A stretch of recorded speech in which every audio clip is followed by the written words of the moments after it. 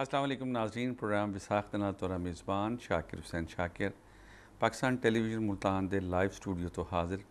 नाज़रीन, अच्छी खबरां दी इब्तदा थी गई है और IMF दे नाल मुआहदे दे बाद मुल्क दे विच जिहड़ी डॉलर दी कीमत बहुत ज़्यादा उत्ते वेंदी पई आई, वो भी तले आमनी शुरू थी गई है। सोने का रेट भी घट थी गए। मैं अज अखबारात पढ़दा पिया हम कि महंगाई की जिहड़ी शरह आई वो भी घट थी आमनी शुरू थी गई है।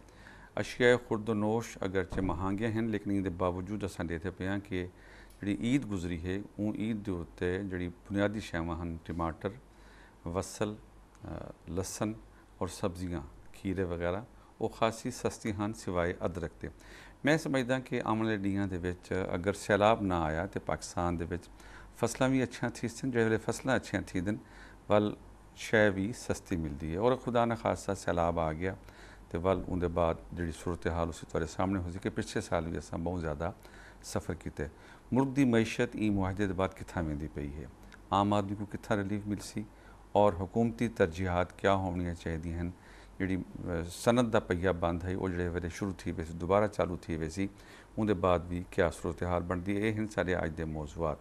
इन्होंने मौजूद पर गुफ्तगू करने कितने मौजूद हैं डॉक्टर रमज़ान शेख साहब जोड़े माहिर इकतसादियात हैं और मुल्क की मैशत के उत्ते बड़ी बारीक बीनी नाल नज़र रखें। सारे दूजे मेहमान मुहम्मद सज्जाद साहब हैं, ये भी माशी तजिया निगार हैं और इन्हों का शोबा भी इो है, मैशत के उत्ते बड़ी गहरी नज़र रखते हैं और अजकल ICMA मुल्तान चैप्टर के सदर भी हैं।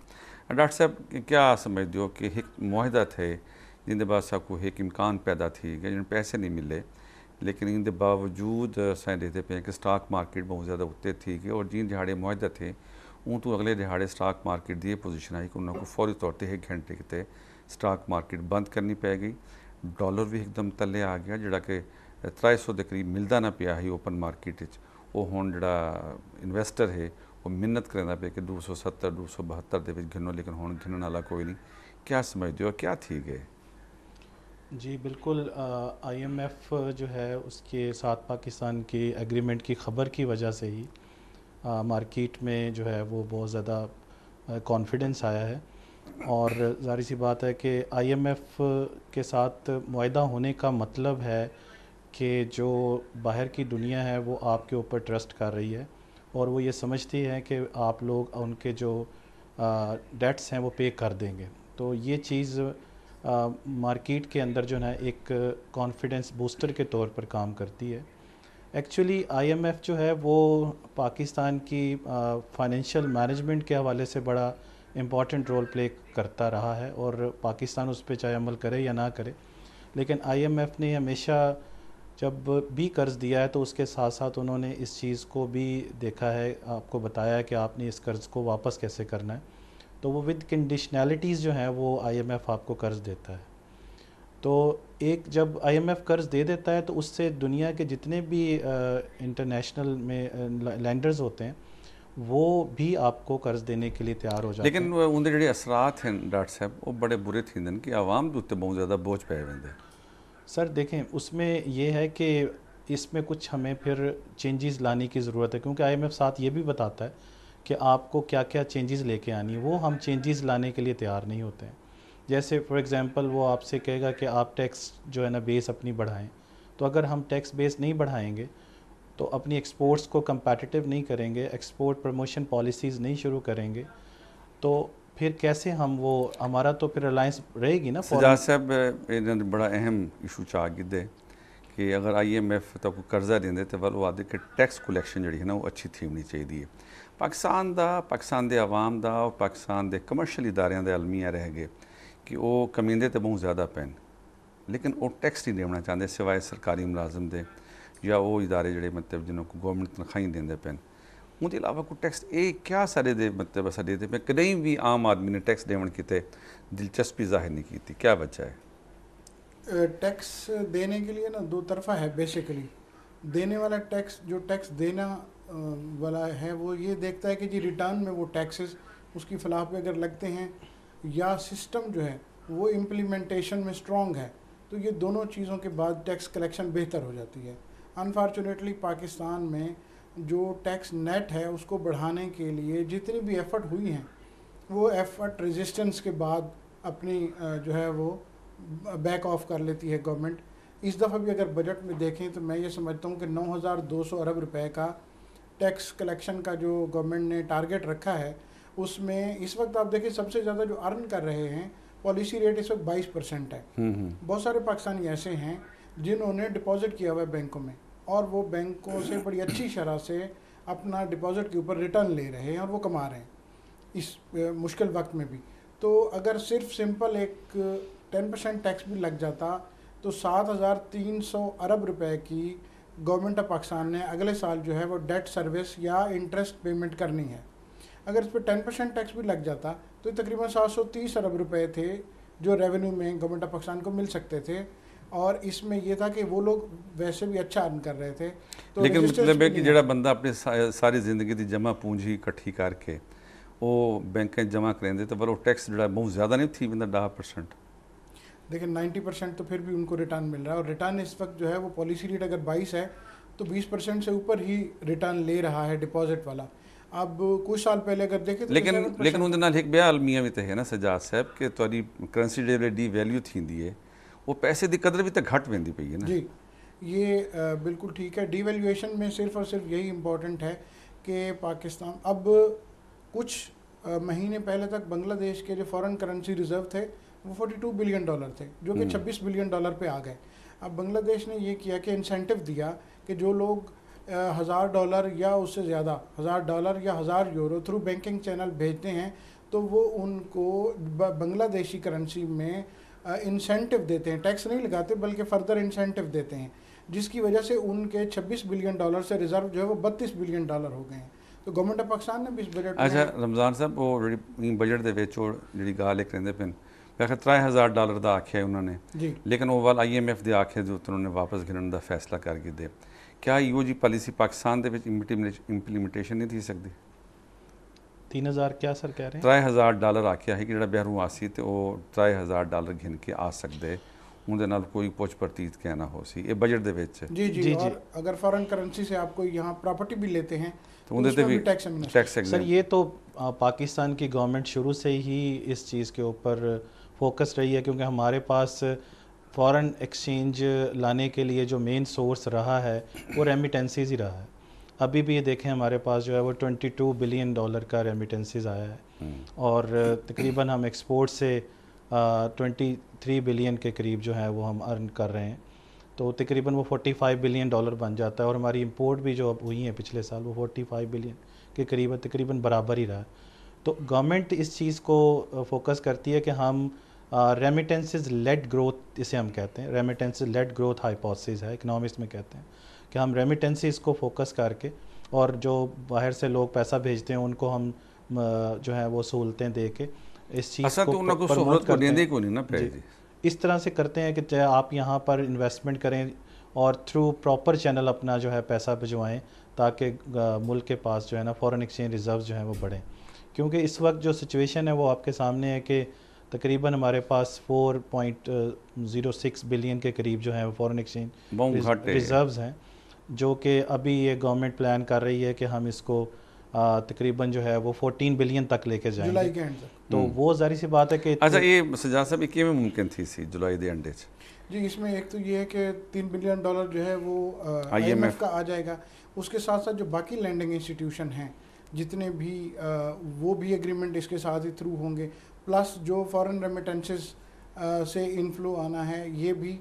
तो ये तकरीबन एक्सपेक्टेशन है इनकी कि $14 बिलियन अगर US इस मंथ के एंड पे हो जाता है तो डॉलर की प्राइस जो है वो भी एडजस्ट होकर 250 तक अगर जी रमज़ान साहब तुसा क्या आखना जी सर ये सही कह रहे हैं सजाद साहब कि तकरीबन हमें 3 बिलियन जो है वो मिलना है, लेकिन वो हमें 9 मंथ में मिलना है, और अभी हमें कोई 12 जुलाई को 1.1 बिलियन के करीब मिल जाएगा, और $2 बिलियन जो है हमें सऊदी अरेबिया ने प्रॉमिस किए हुए हैं, और 1 बिलियन हमें UAE ने प्रॉमिस किया हुआ है, और तकरीबन 1 बिलियन के करीब जो है वो वर्ल्ड बैंक ने भी हमें प्रॉमिस किया हुआ है। तो इस तरीके से जो है ना वो कुछ हम बॉन्ड्स वगैरह बेचेंगे, तो इस तरीके से गवर्नमेंट प्लान कर रही है कि इसको 9 बिलियन तक वो ले जाएगी, बाकी 6 बिलियन के करीब जो है वो बैंकों के पास मौजूद है। तो 14 बिलियन का एक टारगेट गवर्नमेंट सजाद साहब क्या ये वक्त आ गया कि असां मेड इन पाकिस्तान आले पासे आ वंजू जो बहर दी शैवां असां खाम खाद इस्तेमाल करेंदे पे हैं उन्हों का खात्मा नहीं थी होना चाहिए? ये बेहतरीन पॉइंट आपने रेज़ किया है। अगर हम मेड इन पाकिस्तान की तरफ आ जाते हैं तो जो डॉलर के ऊपर प्रेशर है, सिर्फ अगर हम जो इंपोर्ट करते हैं वही कम कर दें तो डॉलर की जो रियल प्राइस है वो जो इस वक्त 270 पे है, मेरे ख्याल से ये अगर इंपोर्ट का प्रेशर ही कम हो जाए तो 230 मेरा ख्याल है कि इंपोर्ट सिर्फ अद्वियात थी होना चाहिए और पेट्रोलियम मसनूआत जो एसेंशियल हैं वो जिंदे बगैर तो गुजारा नहीं सकता। जी असल में सर ऐसा है ना कि जब आप इंपोर्ट करते हैं तो आप फॉरेन करेंसी की डिमांड करते हैं, और जब भी आप फॉरेन करेंसी की डिमांड करेंगे तो उस करेंसी की कीमत में इजाफा हो जाएगा। सिंपल सा रूल। लेकिन जी रशिया के नाल डील थी है वो बड़ी शानदार डील थी भी उसमें डॉलर असर नहीं देता, डॉलर पे प्रेशर कम होगा, युआन में पेमेंट हुई है तो इससे भी डॉलर की जो डिमांड है उसमें कमी आएगी जैसे सर कह रहे हैं, और प्राइस नीचे आएगी। देखें डॉलर की प्राइस ही अगर अपनी रियल प्राइस पे आ जाए तो महंगाई जो है वो 20% से नीचे आ जाएगी, जो इस वक्त 29% है, जो 41% पे चली गई थी। रमज़ान साहब असा मतलब बड़ी अच्छी गुफ्तगू थी पई और मैं समझदा कि बड़ी संजीदा गुफ्तगू थी पई है कि आने वाले डियां दे विच अगर डॉलर की कीमत तले आ वेंदी है, सारे ज़र मुबादला के ज़खायर वध वेंदे, लेकिन असा ये देखते हैं कि वल आम आदमी को रिलीफ नहीं मिलता पाया। मिसाल के तौर के उत्ते बिजली की कीमत बहुत ज़्यादा है, गैस की कीमत वध गई है, उनके बाद अद्वियात की कीमत वल रिवाइज थी पई है, अशिया खुर्दोनोश के नाल नाल जो जिंदगी गुजारन के मामलात होंगे वो भी कंट्रोल नहीं थींदे पे। आम आदमी वल किवें मतलब सारी शैवां तो फ़ायदा चाह सकते? सर देखें, जब आपकी इकॉनमी स्ट्रॉन्ग होती है ना तो उसके बेनिफिट जो है ना वो ट्रिकल डाउन होते हैं, लेकिन उसके लिए ज़रूरी ये होता है कि स्टेबिलिटी रहे। जब तक स्टेबिलिटी नहीं आती, पॉलिटिकल स्टेबिलिटी नहीं आती, तब तक इकोनॉमिक स्टेबिलिटी नहीं आती। तो इसमें अगर आने वाले जो हमें अब ये जो मैसेज मिल रहा है कि अब हमें जो डिफ़ॉल्ट का एक लोग इशू में बयान कर रहे थे कि जी पाकिस्तान डिफ़ॉल्ट हो जाएगा, हमने तो कभी भी नहीं कहा कि पाकिस्तान डिफ़ॉल्ट कर जाएगा, तो वो तो अब बिल्कुल ही वाइप आउट हो गया कि अब तो पाकिस्तान जो है माशाल्लाह बेहतर परफॉर्म करेगा आने वाले दिनों में। तो उसका नतीजा ये निकलेगा कि यहाँ पर एक कॉन्फिडेंस बिल्डिंग होगी और इन्वेस्टर इन्वेस्ट करेगा, लोगों को जॉब अपॉर्चुनिटीज़ में इजाफा होगा, लोगों को जॉब मिलेंगी, इंडस्ट्री ग्रो करेगी, लार्ज सेक्टर मैन्युफैक्चरिंग ग्रोथ जो है वो ज़्यादा होगी, स्मॉल सेक्टर होगी। तो उसके नतीजे में जब अगर उनको कीमतें ज़्यादा भी पे करनी पड़ती हैं तो एक तरफ से अगर इनको इनकम ज़्यादा मिल जाए तो लोगों की परचेजिंग पावर जो है ना वो इंटैक्ट रहती है और वो इसको ज़्यादा फील भी नहीं करते हैं। और उस सिलसिले में फिर गवर्नमेंट देखें हर बजट में कोशिश करती है कि वो सब्सिडीज़ दे और वो उनको ट्रांसफ़र पेमेंट्स करे ताकि जो बहुत ही पॉवर्टी लाइन से नीचे लोग हैं उनको जो है वो गवर्नमेंट प्रोटेक्ट करने की कोशिश करती है, इनकम सपोर्ट प्रोग्राम वगैरह शुरू करती है। तो अगर मेन चीज़ ये जैसे जो आपने पॉइंट उठाया था कि जब तक हम अपनी प्रोडक्ट्स को नहीं ख़रीदते, जब तक हम मेड इन पाकिस्तान नहीं ख़रीदते, जब तक हम अपनी इंपोर्ट्स को कर्टेल नहीं करते, तब तक आपके रुपए पर प्रेशर रहेगा, तब तक आपकी इकॉनमी पे प्रेशर रहेगा। आपको आपके लोगों को इस चीज़ की तरफ लाना पड़ेगा कि हमें अपने मुल्क की बनी हुई चीज़ों को ख़रीदना है, अपने मुल्क की ही प्रोडक्ट्स को लेना है। अदरवाइज़ जो है ना वो जब तक आप इम्पोर्टेड आइटम्स के डेमोन्स्ट्रेशन इफ़ेक्ट में रहेंगे तो फिर गाड़ियाँ बाहर से मंगवाएंगे या फिर आप दूध भी बाहर से मंगवाएंगे। मतलब ये तो सारी शैवां हैं जिन जैसे सजा साहब ये जो असा तेल मंगवाया रशिया तो सबको $8 मिलियन का इन बचत थी है जी, लेकिन आवाम को उन्हें समरात नहीं मिले जी, मतलब है कि जिमें कीमत घट थी होनी चाहिए है, एक तो कीमत घट नहीं थी वाल ई यकम को पेट्रोलियम मसनूआत पेट्रोल छोड़ के बाकी उनके इजाफा थी गए, ये किमें वाल आवाम को रिलीफ मिल सी?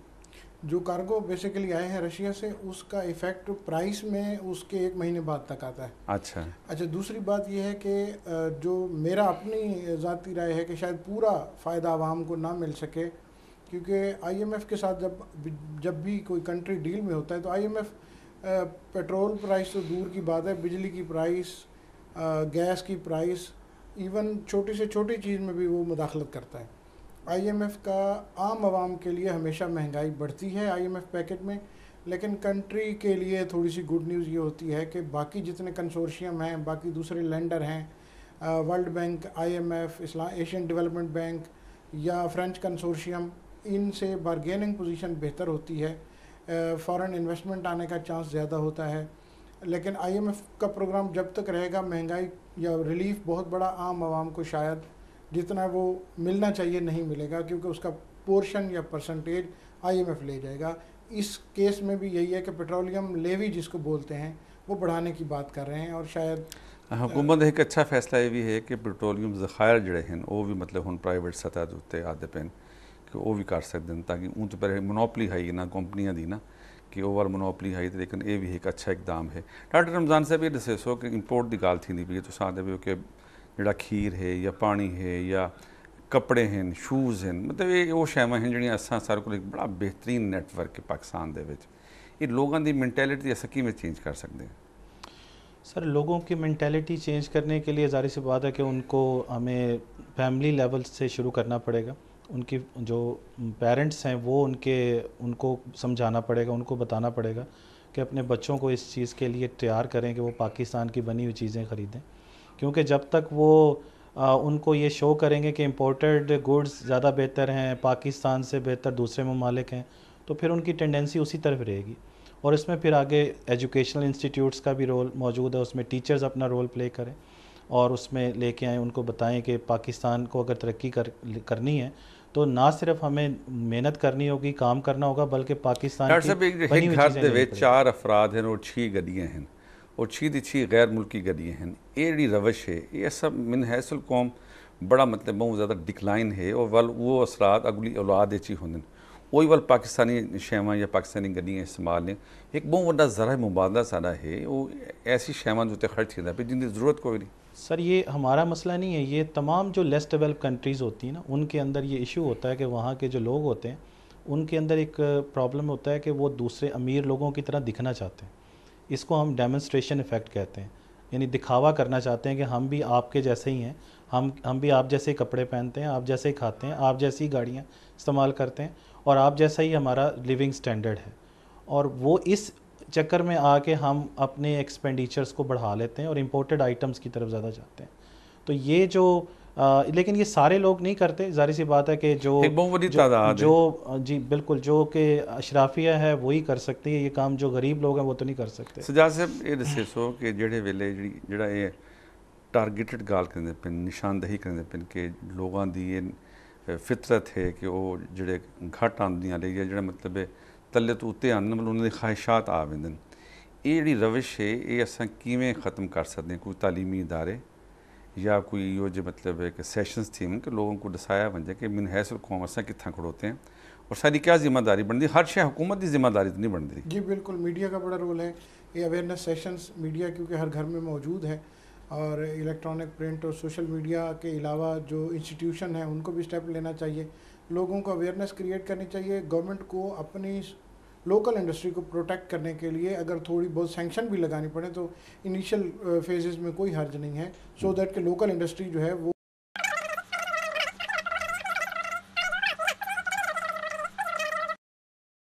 में मौजूद होते हैं। सजा साहब इंदा कि हाल में मेरे ज़हन चांदा पे क्या इन तमाम जी शैवां इंपोर्ट थींदे पे उन बहुत ज़्यादा टैक्स ला देते वञनि?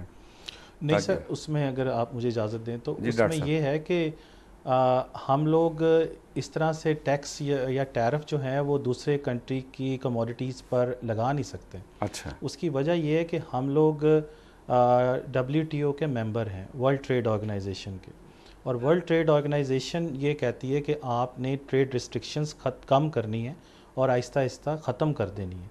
तो आप टैरिफ को कम करें, आप जो है वो कोटा कम करें, आप इंपोर्ट लाइसेंस ख़त्म करें। और अगर आप ये कह रहे हैं कि आज की दुनिया के अंदर जो कि ग्लोबलाइजेशन की दुनिया के हम बाहर की चीज़ों पे टैक्स लगाएंगे, तो फिर ये भी ज़हन में रखें कि उसकी रिटेलिएशन भी आएगी और वो आपकी चीज़ों पर आपसे ज़्यादा टैक्स लगा देंगे, तो आपकी एक्सपोर्ट्स जो है ना वो नहीं हो सकेंगे। लेकिन रमज़ान साहब अगर सपोज गाल बहुत अच्छी तुसां करेंदे पे हो, लेकिन सारा जो हमसाया मुल्क है भारत, सब असां उन अगर ट्रेड करूँ तो साढ़े बहुत ज़्यादा फ़ायदा थी सकते क्योंकि उत्थां शैवां सस्ती हैं, खास तौर पर अद्वियात की तैयारी के जी खाम माल इस्तेमाल थींदे या फूड आइटम्स जोड़े हैं उत्थां सब कुछ सस्ते मिलते पे, लेकिन असां पासे नहीं वेंदे पे। ये बिल्कुल सही कहा आपने, और ये अगर पाकिस्तान इंडिया के साथ ट्रेड करता है तो पाकिस्तान को भी फ़ायदा, इंडिया को भी फ़ायदा। जितने भी आपके नेबरिंग कंट्रीज़ हैं अगर आप उनके साथ ही ट्रेड, यानी सार्क एक बहुत बड़ा प्लेटफॉर्म है, अगर उसको एक्टिवेट किया जाए और प्रॉपरली उसको रन किया जाए तो ये पूरा खित्ता तरक्की कर सकता है। और उसमें ये ज़ाहिर सी बात है कि हमारे कुछ उनके साथ मसाइल हैं, उनके हमारे साथ कुछ इश्यूज़ हैं, अगर वो इश्यूज़ सॉल्व हो जाते हैं तो फिर ये पाकिस्तान भी और इंडिया भी और बाकी सारे जो सार्क कंट्रीज़ हैं वो तरक्की कर सकते हैं। और ये WTO जो है वो तो यही चाहता है कि, और पाकिस्तान ने इंडिया को मोस्ट फेवर्ड नेशन क्लास, ये भी WTO की क्लास है, उसको वो दिया हुआ है। तो उसका मतलब ये है कि हम जो है वो ऐसे नहीं कह सकते कि जी हम अपनी इंडस्ट्री को, इसे प्रोटेक्शन ऑफ द इंडस्ट्री कहते हैं या इन्फेंट इंडस्ट्री आर्गूमेंट कहते हैं, तो अपनी इंडस्ट्री को बचाने के लिए हम जो है वो बाहर की चीज़ों के ऊपर टैक्स लगा दें, तो वो आप कर नहीं सकते इंटरनेशनल लॉज के तहत, ये WTO के तहत। अगर अस ईरान को जिमें हम मतलब एक नवा ब्लॉक बज़ाहिर नज़र आंदा पे कि सऊदीया, ईरान, चीन, अगर अस ईरान के नाल पेट्रोलियम मसनूआत का मुआहदा करो उसका कोई फ़ायदा थी सकता है? जी बिल्कुल हो सकता है। आप ये देखें कि इस सिचुएशन में सऊदी अरेबिया जैसी नेशन जो कि ऑयल प्रोड्यूसिंग नेशन है, उन्होंने प्राइसेस बढ़ाई हैं, बट ईरान के पास पेट्रोल जो है उसने अपने लोगों के लिए पेट्रोल की प्राइसेस नहीं बढ़ाई। तो one of the cheapest nation है जहाँ पेट्रोल सबसे सस्ता है, और हमें ये एडवांटेज है कि हमारा नेबरिंग कंट्री है। तो मेरे ख्याल में ईरान से सिर्फ पेट्रोल नहीं, ईरान से जो हमारा गैस का मुआहदा है उसको भी प्रोसीड करना चाहिए, उससे भी फ़ायदा होगा। हाँ, गैस पाइपलाइन जो आसिफ अली जरदारी ने जो मुआहदा किया है जी, हाँ जी, उसका भी फ़ायदा होगा। दूसरी बात यह है कि इंपोर्ट से रिलेटेड आप लोकल प्रोडक्ट को जो है प्रमोट करें। इसके अलावा जो उनका आसान तरीका क्या बन सकते फौरी तौर पर, अगर मतलब ऐसा चाहूँ कि लोगों को रिलीफ मिले और ये उन्होंने कोई एहसास भी ना थी कि असा मतलब बाहर दी शैवां की बजाय पाकिस्तानी शैवां इस्तेमाल कर सकते हैं, और ये अपनी मैन्युफैक्चरिंग कितनी अच्छी थी होनी चाहिए। ये बड़ी इम्पोर्टेंट है। उसकी वजह यह है कि लोगों का एक एतराज़ ये भी है कि क्योंकि इम्पोर्टेड चीज़ों की मैन्युफैक्चरिंग क्वालिटी भी हमारी लोकल प्रोडक्ट से बेहतर होती है, तो हम इसलिए ख़रीदते हैं। अच्छा, ये बेसिकली इस वजह से है कि आपके पास कास्ट जो है रॉ मटेरियल की, एनर्जी की, वो बहुत ज़्यादा है, वो कंपेटिटिव नहीं होता। तो इसलिए मैं पहले भी अर्ज़ कर रहा था कि अगर सब्सिडी भी देनी पड़े तो आप अपनी लोकल इंडस्ट्री को प्रमोट करें, एम्प्लॉयमेंट भी जनरेट होगी, इनकम भी लोगों की बेहतर होगी। प्लस जो अननेसेसरी इंपोर्ट्स हैं, जैसे पहले 39 प्रोडक्ट पे इन्होंने आते साथ ही लगाया था बैन कि जी ये जो है वो अननेसेसरी हैं। इसी तरह कारों की इंपोर्ट है। अच्छा, इसके साथ साथ कुछ हमारा जो नेशनल कल्चर है उसमें हम ट्रैवल को बड़ा पसंद करते हैं। फ़ॉरेन ट्रैवल जो है, फ़ॉरेन ट्रिप्स हैं, एक से ज़्यादा हज करना है, ये मैंने मतलब मेरी अपनी राय ये है कि गवर्नमेंट को इस वक्त इस तरह आउट ऑफ बॉक्स मेजर लेने चाहिए। एक हज के बाद दूसरे हज पे बेशक बैन कर दें। हर साल जरा मतलब उम्र जरा 5-6 दफ़ा करेंदे करेंसी चाहिए, उनके आस्ते भी मतलब पाबंदी हो पॉलिसी, मतलब अगर पाकिस्तान का सर्वाइवल चाहते डॉक्टर साहब तुसा क्या समझते हो? ये कोई शक कोई नहीं कि ये बड़ा सेंसिटिव इशू है, लेकिन जो वेले पाकिस्तान दे विच हर शय हो सी वाल तुसा जो मर्जी करो, माजी दे हर बंदा करेंदा है, ज़ियारात ते वेंदा है, हज ते वेंदा है, उमरे ते वेंदा है, लेकिन ई वेले तुहाडे जेह्ड़े फॉरन ज़र मुबादला हैं वो बहुत खतरनाक हद तक डाउन हैं, उनको बचावन के क्या यो जी पॉलिसी बननी चाहिए? सर, उसके लिए ज़रूरी ये है कि पाकिस्तान जो है ना वो इंपोर्ट सब्स्टिट्यूशन पॉलिसी अडॉप्ट करे, इसको हम IS पॉलिसी कहते हैं। और फिर दूसरी पॉलिसी जो है वो एक्सपोर्ट प्रमोशन की पॉलिसी, उसे EP पॉलिसी कहते हैं। तो पाकिस्तान को जो सब्स्टिट्यूट महंगे बाहर से ले रहा है वो पाकिस्तान कम करके अपने मुल्क में तैयार करे और उसकी क्वालिटी बेहतर करे। जब वो क्वालिटी बेहतर करने के लिए ज़ाहिर सी बात है, जैसे सजाद साहब ने कहा कि मेन फैक्टर जो है वो कॉस्ट का है, तो कॉस्ट को कम करने पाकिस्तान का मेन इशू एनर्जी का। जब तक एनर्जी से रिलेटेड इश्यूज़ पाकिस्तान के सॉल्व नहीं होते तब तक पाकिस्तान की कॉस्ट ऑफ प्रोडक्शन हाई रहेगी। पाकिस्तान में वेजिस तो इतनी ज़्यादा नहीं है, लेकिन बाकी जो इनपुट की प्राइसेस हैं, ख़ास तौर पर इलेक्ट्रिसिटी प्राइस है, गैस प्राइसेस हैं, ये पाकिस्तान में ज़्यादा है, जिसको गवर्नमेंट को देखने की ज़रूरत है। और ये सर्कुलर डेट्स जो हैं दोनों तरफ, यानी गैस सेक्टर के अंदर भी और बिजली के अंदर भी गवर्नमेंट को काम करने की ज़रूरत है, ताकि बिजली सस्ती, और इसके लिए अल्टरनेटिव मेजर्स की तरफ गवर्नमेंट को जाना पड़ेगा। यानी सिर्फ वो जो हम लोग हाइडल एनर्जी बनाते हैं उसके अलावा सोलर पैनल जो है उसकी तरफ जाना पड़ेगा, सोलर एनर्जी की तरफ जाना पड़ेगा, हाइडल एनर्जी की तरफ जाना पड़ेगा। मौजूदा हुकूमत ने 8000 मेगावाट के उत्ते काम शुरू कर छोड़े अल्टरनेट बात है। सजाद साहब, मतलब मैं चाहता कि तुम सबको दसावो कि रोज़गार के नवे मौके हुकूमत किवें पैदा कर सकती है या प्राइवेट तौर के उत्ते असा किवें मतलब जी पूरी नस्ल बेरोज़गार वधी है, उनके किते क्या तरीकाकार होना चाहिए? रोज़गार के लिए 2 फोरम हैं, एक तो गवर्नमेंट एम्प्लॉय करती है, एक प्राइवेट सेक्टर है। इस वक्त भी पाकिस्तान में सबसे ज़्यादा रोज़गार जो है वो प्राइवेट सेक्टर दे रहा है। तो एक तो प्राइवेट सेक्टर को हैंड इन हैंड गवर्नमेंट के साथ जॉब क्रिएशन में सपोर्ट करना चाहिए, और इसमें दूसरी चीज़ ये है कि गवर्नमेंट जो है उनको भी जो एम्प्लॉयमेंट क्रिएट करने के लिए डेफिनेटली इन्वेस्टमेंट चाहिए होती है। फॉरेन डायरेक्ट इन्वेस्टमेंट को अट्रैक्ट करने के लिए इन्वेस्टमेंट फ्रेंडली पॉलिसीज़ गवर्नमेंट को देनी चाहिए। इसमें दो तरह के इन्वेस्टर्स होंगे, एक तो वो है जो पाकिस्तानी हैं और फॉरेन करेंसी में अर्न कर रहे हैं, और एक वो है जो फॉरेन इंस्टीट्यूशन है जो इन्वेस्टमेंट फ्रेंडली इन्वायरमेंट को सर्च कर रहे होते हैं और वो उस कंट्री में जाके इन्वेस्ट करते हैं। जब तक फॉरेन डायरेक्ट इन्वेस्टमेंट नहीं आएगी, एम्प्लॉयमेंट क्रिएट नहीं ज़्यादा नहीं हो सकती। तो मेरे ख्याल है इन्वेस्टमेंट फ्रेंडली माहौल क्रिएट करना चाहिए। इस गवर्नमेंट की विल भी है और हमें होपफुल भी रहना चाहिए कि अब एक तो फॉर्चुनेटली या अनफॉर्चुनेटली एक इलेक्शन ईयर है तो एक नया सेटअप भी आएगा, नई गवर्नमेंट भी आएगी। मेरा ख्याल है कि चार्टर ऑफ इकॉनमी जैसे पॉलिटिशियन भी अब इसकी बात कर रहे हैं, आम आवाम के फ़ायदे के लिए है कि जो भी नई गवर्नमेंट आए, चाहे ये लोग हों चाहे कोई दूसरा हो, इकॉनमी रिलेटेड फ्रेंडली पॉलिसीज़ को मुश्किल रहनी चाहिए जी कंटिन्यू करना चाहिए। डॉक्टर रमज़ान साहब, ये बैंकों का लड़ाई वेले मार्कअप चलता पे वो स्टेट बैंक की तरफ 21-22% है, उसके बाद बैंक अपने चार्जिस गिनते वो ऑलमोस्ट बन के 26-27% बनने दे। इतने ज़्यादा मार्कअप के बाद क्या कोई बिजनेस एक्टिविटी बेहतर थी सकती है? नहीं सर, ये जो है ना, हम तो हमेशा से ये कहते आए हैं कि जो सेंट्रल बैंक है उसको इंटरेस्ट रेट जो है वो कम करना चाहिए, लेकिन चूँकि वो भी फिर एडवाइस है IMF की कि आप इंटरेस्ट रेट बढ़ाएं, तो उसके ऊपर वो बढ़ाते हैं। तो इंटरेस्ट रेट इतने हाई के ऊपर आपकी कॉस्ट जो है वो बिज़नेस सर्वाइव नहीं कर सकता, कोई भी बिज़नेस हो। महंगाई बात भी है तो जाहिर सी बात है, जब उसको इंटरेस्ट पेमेंट ज़्यादा करनी पड़ेगी तो वो एक तो वो डिमांड फॉर लोन कम कर देता है, इन्वेस्टमेंट मुल्क में कम हो जाती है, प्राइवेट सेक्टर जो है वो प्राइवेट सेक्टर की इन्वेस्टमेंट कम हो जाती है, क्योंकि गवर्नमेंट जो है वो और प्राइवेट सेक्टर दोनों ही बैंकों के पास जाते हैं, और उसमें प्राइवेट सेक्टर तो इस चीज़ के लिए रजामंद नहीं होता कि मैं इतनी ज़्यादा हाई इंटरेस्ट रेट पे जो है वो बोरो कर लूँ, लेकिन गवर्नमेंट बोरो कर लेती है और उसके नतीजे में एक इशू क्रिएट होता है जिसे हम एक क्राउडिंग आउट इफेक्ट कहते हैं, और वो ये कि जो प्राइवेट इन्वेस्टमेंट है वो कम हो जाती है। और जिस मुल्क में प्राइवेट इन्वेस्टमेंट कम हो जाए और at the cost of public investment कम हो जाए तो वो इतना फिजिबल नहीं है। इसके लिए गवर्नमेंट को जो करने की ज़रूरत है वो ये है कि गवर्नमेंट को जो लो हैंगिंग फ्रूट है ना पाकिस्तान के लिए, वो है कि पाकिस्तान अपने SOEs को बेहतर करे और उसको प्राइवेटाइज़ कर दे, और उसमें यह है कि पाकिस्तान स्टील मिल को प्राइवेटाइज़ किया जाए। अच्छा, पाकिस्तान स्टील मिल को प्राइवेटाइज़ किया जाए, सुई गैस को प्राइवेटाइज़ किया जाए, और उसके अलावा स्टेट लाइफ को किया जाए। जितने भी कराची एयरपोर्ट को, इस्लामाबाद एयरपोर्ट को इस वक्त जो है वो आउटसोर्स कर रहे हैं, जिसमें $1 बिलियन मेरे ख्याल है वहाँ से, और $1.2 बिलियन कराची एयरपोर्ट का है। इसी तरह जैसे सर ने कहा है कि बहुत सारे ऐसे हैं, जैसे पाकिस्तान स्टील है, स्टील मिल अगर मतलब अगर दोबारा शुरू थी वेंदी है उनके क्या असरात मुरतब थी सन? मेरे ख्याल में स्टील मिल गवर्नमेंट सेक्टर के अंडर फीजिबल नहीं है। रूस को जी उसको बेसिकली प्राइवेटाइज करेंगे तो वहाँ से भी आपको एक इनकम जनरेट। पाकिस्तान के लिए जो बेहतरीन मॉडल है ना सर, वो या तो है कि पाकिस्तान प्राइवेटाइज़ करे अपने इन SOEs को जो कि पाकिस्तान की इकॉनमी पर बोझ हैं, और अगर ये पाकिस्तान प्राइवेटाइज़ करेगा इससे पाकिस्तान को ये फ़ायदा होगा, एक तो पाकिस्तान को टैक्स कलेक्शन बहुत शुक्रिया डॉक्टर रमज़ान साहब, मोहम्मद सजाद साहब तुसां तशरीफ घिन आए।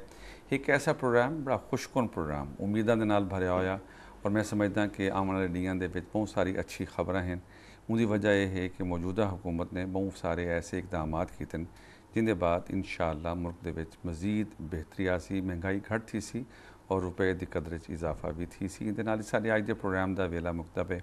अपने मेज़बान शाकिर हुसैन शाकिर को पाकिस्तान टेलीविजन मुल्तान के स्टूडियो तो इजाज़त दे सो। सोने अल्लाह के हवाले।